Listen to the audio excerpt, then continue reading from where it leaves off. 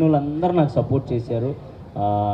నా ఇన్స్టాలో ఎప్పుడు నాకు అన్ని మెసేజ్లు రాలేదు. నేను బోల్డ్ అండ్ స్కిట్లు చేశాను, సినిమాలు చేశాను, ఎప్పుడు నాకు ఇంత ఆదరణ రాలేదు.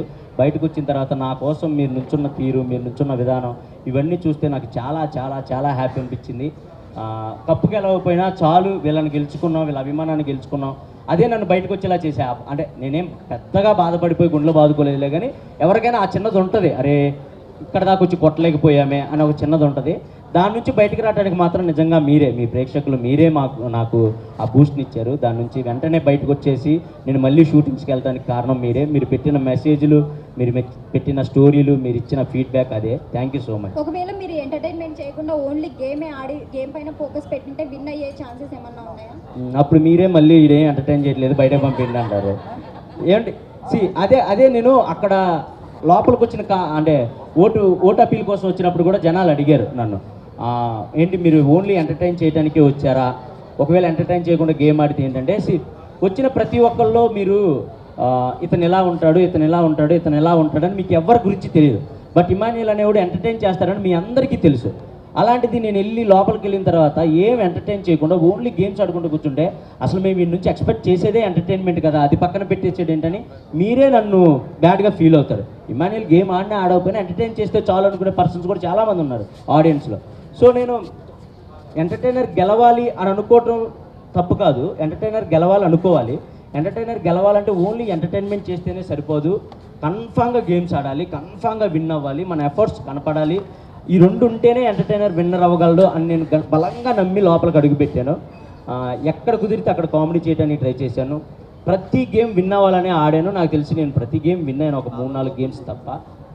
సో ఇవి చాలు నాకు అనిపించేది, అంతే.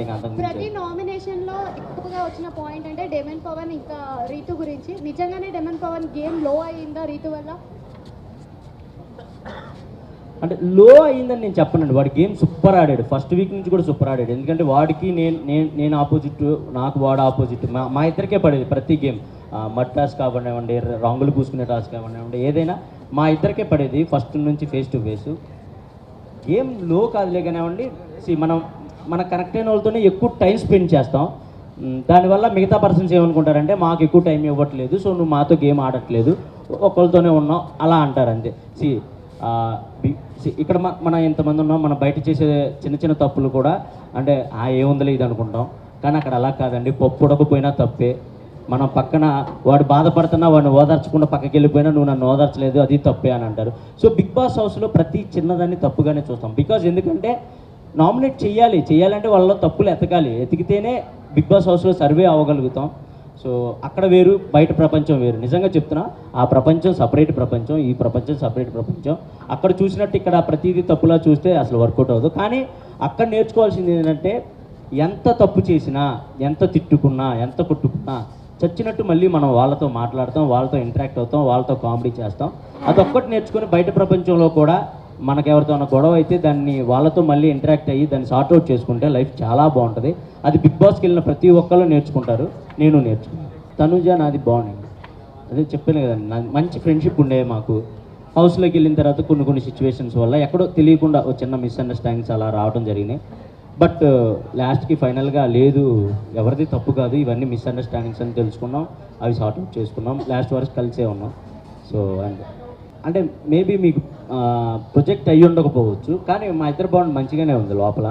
తనకి గేమ్లో ఏదైనా డౌట్ వచ్చినా వెంటనే వచ్చి తను ఒక 2 minutes అని అడిగిద్ది, వెళ్తాం గ్రౌండ్లో కానీ వాష్రూమ్లో కానీ కూర్చుంటాం, నాకు ఇలా అనిపిస్తుంది అంటే అది కాదు ఇలా చేయి, ఇది కాదు అలా చేయి అని చెప్పేవాడిని.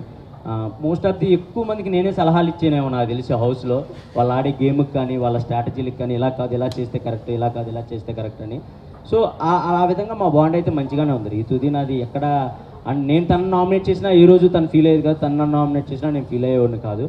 ఓకే ఇదంతా నామినేషన్ ప్రాసెస్ కదా అని పక్కకు వచ్చేసేవాళ్ళం. సో అంతే, మంచిగానే.